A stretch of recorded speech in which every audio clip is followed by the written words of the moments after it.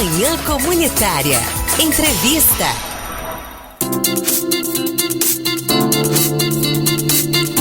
Nos estúdios da Liberdade FM está o nosso amigo Marcelo Barbosa, ele que é colaborador aqui do nosso Sítio Paraná, o sítio que fica aqui, tem nome de Paraná, mas fica em Santa Helena, né? Bom dia, Marcelo. Bom dia, Dani, bom dia, ouvintes. Tudo bem contigo? Tudo certo.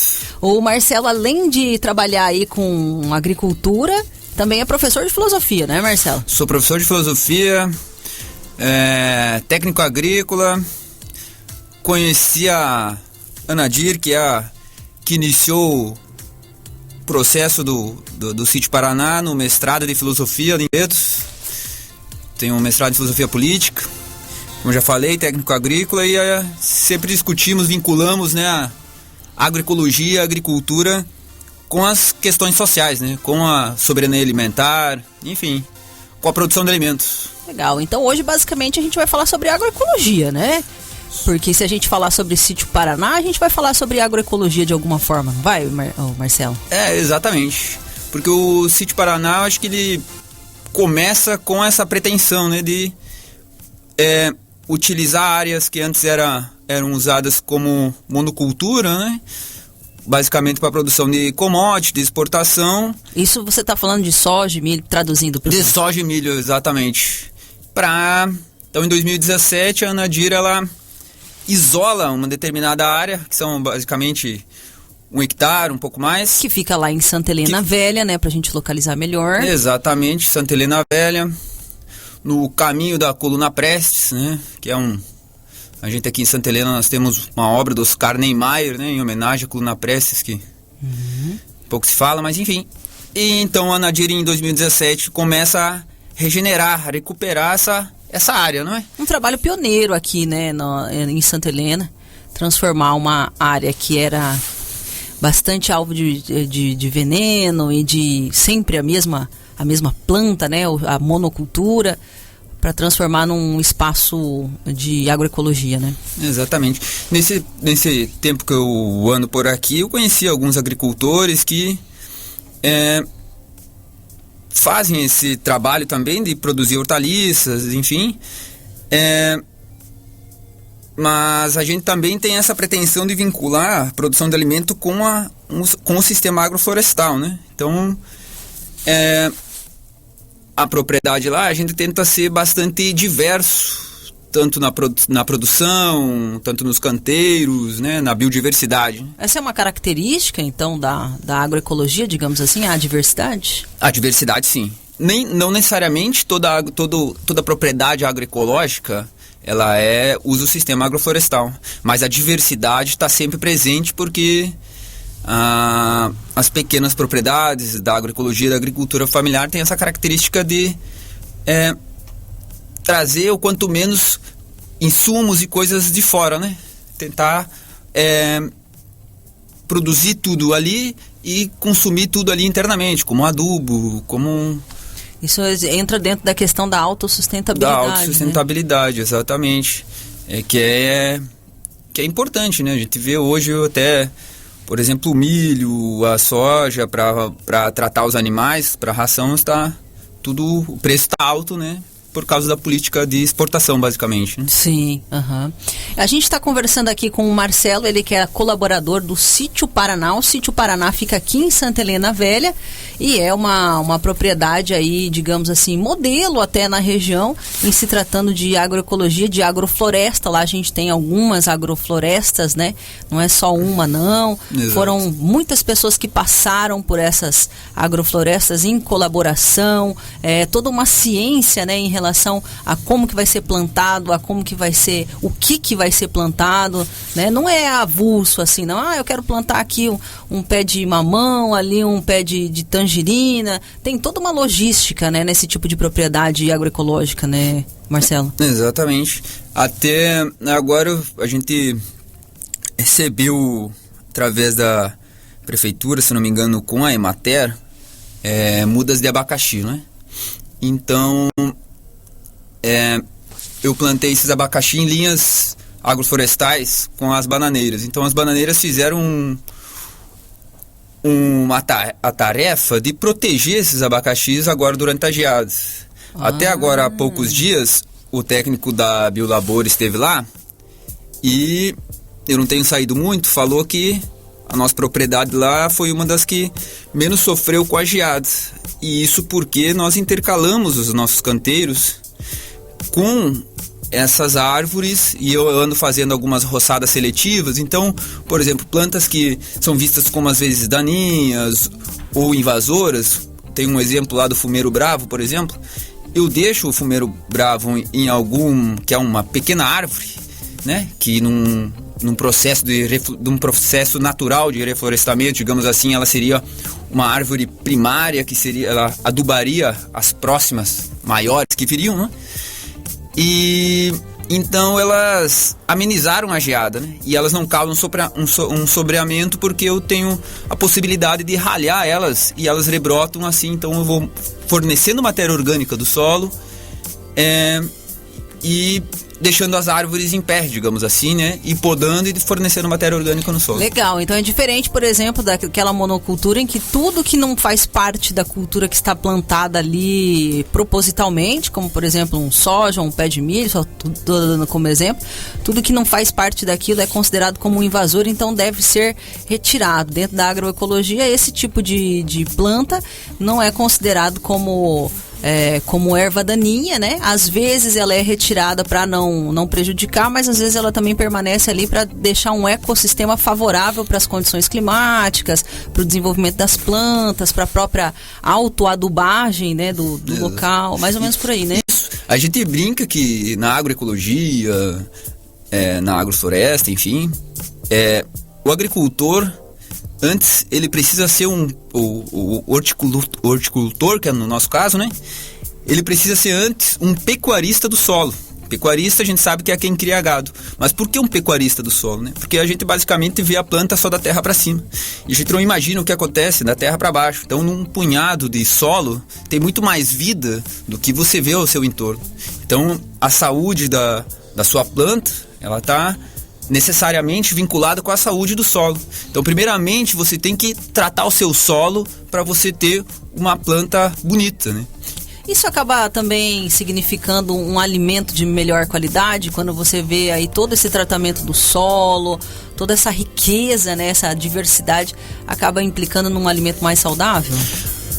Com certeza. Eu acho que a quantidade de nutrientes que vai ter na planta, se percebe que as plantas produzidas diretamente no solo, caso das folhosas que podem ser produzidas de outra maneira, né?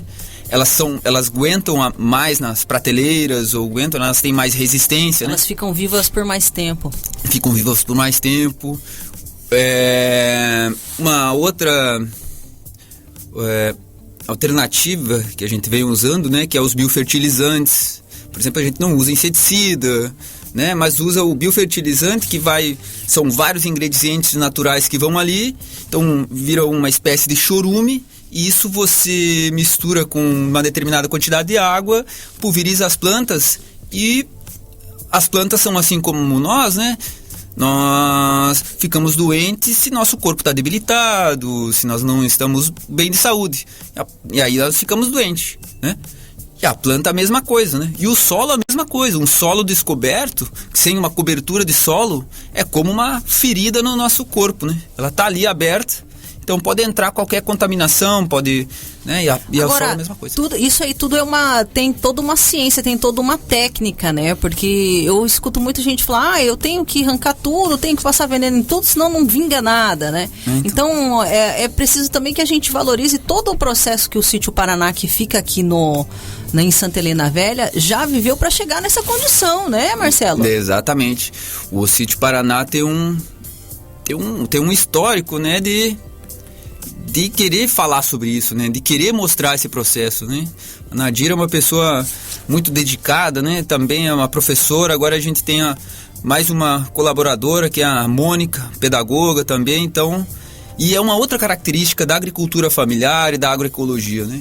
Eles empregam muito mais gente. A pequena agricultura, a agricultura familiar, emprega muito mais pessoas por hectare, digamos assim, exatamente, do que o agronegócio, né? Que é tudo maquinado. E a agricultura familiar tem essa característica, e tem mais uma característica que a gente vem percebendo nas últimas décadas, que é o êxodo urbano. As pessoas estão procurando áreas rurais para viver melhor, né?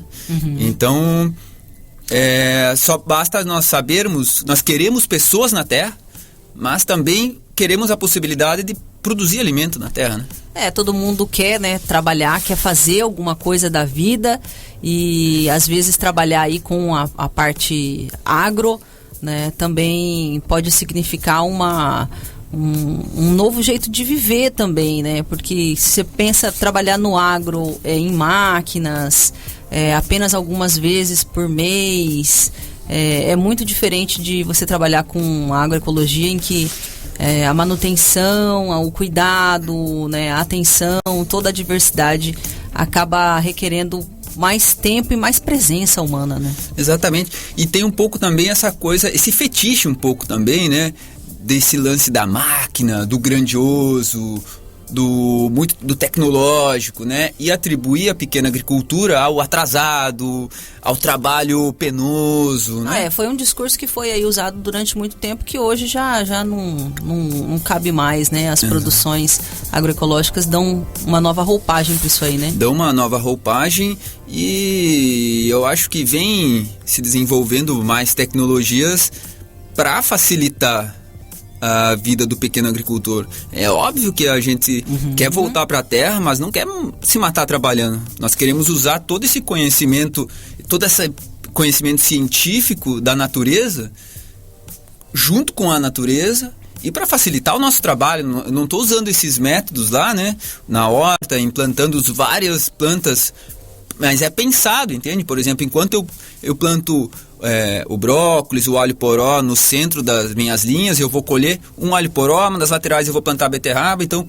enquanto eu colho um alho poró, eu vou colher duas beterrabas, 3 rabanetes no mesmo canteiro, né? E não acontece então de um ataque massivo de pragas do brócolis, por exemplo, porque que logo ali essa praga vai encontrar outras culturas, e logo mais depois, muito mais adiante, ele vai encontrar um brócolis de novo. Então as pragas, elas não se espalham tão rapidamente como na monocultura. Entendi. Um ataque, ele é muito menos organizado, digamos assim, pelo espaçamento das vítimas, que são aquelas espécies, né? Porque vai ter um intervalo que vai ter outras plantas que talvez essa praga não goste, então ela não vai conseguir chegar no próximo. Olha aí, tática de guerrilha, né? Ai, que legal. A gente está conversando sobre o Sítio Paraná, propriedade aí da família Foquesato, que fica lá no interior de Santa Helena, mais especificamente em Santa Helena Velha. E o Sítio Paraná hoje já tem algumas certificações importantíssimas, né, Marcelo? Agora estamos certificados com a certificação da Ecovida, né? Que é uma certificação orgânica, participativa, eu ia dizer colaborativa, mas é participativa, aonde quem supervisiona as propriedades são os próprios agricultores. Então, isso eu estou pouco tempo aqui em Santa Helena, né? Desde fevereiro que a gente está. Então, já consegui conhecer alguns agricultores que também estão na Ecovida. Então, também isso possibilita essa relação entre os agricultores, né? Porque também a gente tem que se ver não como competidores, né? A gente vai se ver ali como participantes, como colegas como uma comunidade. Como uma comunidade, exatamente. E aí a gente tem esse selo orgânico agora da Ecovida, né? E estamos vendendo cestas, né? Fornecendo produto pelo Instagram do Sítio Paraná. Então os produtos, as frutas, as verduras, seja lá o que saia do Sítio Paraná, já vai com o selo de produção orgânica, de produto orgânico, né? Já é certificado. Ou seja, além de ser livre do veneno, também dentro dessa lógica, né, dentro dessa lógica de comunidade, dentro desse respeito pelo solo, desse respeito pelos trabalhadores, que eu sei que para você ter o selo de orgânico, por exemplo, você tem que cuidar bem até do seu gato. Exato. Até o seu gato é inspecionado para ver se ele está bem de saúde, se ele está bem alimentado. As mulheres não podem sofrer violência doméstica. Então não é só uma questão da fruta em si ou da verdura em si, mas é toda a logística que envolve o local, né? Essa é uma característica da agroecologia, né? Porque a agroecologia, então, ela não olha somente para a produção, não é puramente tecnicista. Uhum. Ela é social, né? Ela tem essa característica. Boa, aham. É importante isso, né? E quais tem planos futuros aí pro Sítio Paraná, antes da gente falar da venda das cestas de orgânicos e como é que o pessoal vai fazer para poder entrar em contato? Era isso que eu ia falar e estava esquecendo agora depois da outra pergunta. Mas enfim, como nós somos professores e a gente tem essa utopia concreta, né? Nós queremos mais, então a gente tem essas pretensões pedagógicas, né? De como nós estamos na beira do lago, então também de atrair alunos, né, para entender essa relação, de que a relação entre o homem e a natureza não precisa ser numa racionalidade total tecnicista, mas embrutecedora, mas ela pode ser utilizada uma razão sensível com a natureza. A gente é óbvio que tem que usar a razão, mas com um viés de sensibilidade, né? Você fala de futuros projetos pedagógicos em que pessoas possam visitar o sítio e com ele aprender e vivenciar o que essa lógica agroecológica significa na prática? Exatamente. E também uma das coisas que me trouxe até o Sítio Paraná e conversando com a Nadir, que é também essa pretensão de oferecer os produtos, vender os produtos para os programas do PAA, do PENAI, que é para merenda escolar, né? A gente sabe o quanto que é importante a merenda escolar para as escolas e para os alunos, né? Certeza. A gente sabe que a realidade brasileira está... que na realidade brasileira, a refeição da merenda escolar, às vezes, é uma das principais refeições de alguns alunos. Com certeza. Então, nada melhor do que um alimento saudável, vindo das proximidades, vindo do produtor local, que é pouco, né, bem próximo à escola, enfim. Legal. Que eu possa colher um produto pela manhã e às 10 horas da manhã o aluno está mordendo o brócolis. Fresco, vivo, né? Ganhando energia, além de só os nutrientes. Exatamente. Muito interessante. Muito legal. Agora, para poder adquirir os produtos com selo orgânico do Sítio Paraná, aqui de Santa Helena Velha, como é que faz? São cestas semanais? Qual que é a frequência? E como é que faz para entrar em contato? Então, são cestas semanais, produtos sazonais, né? Que são produtos da época, não é?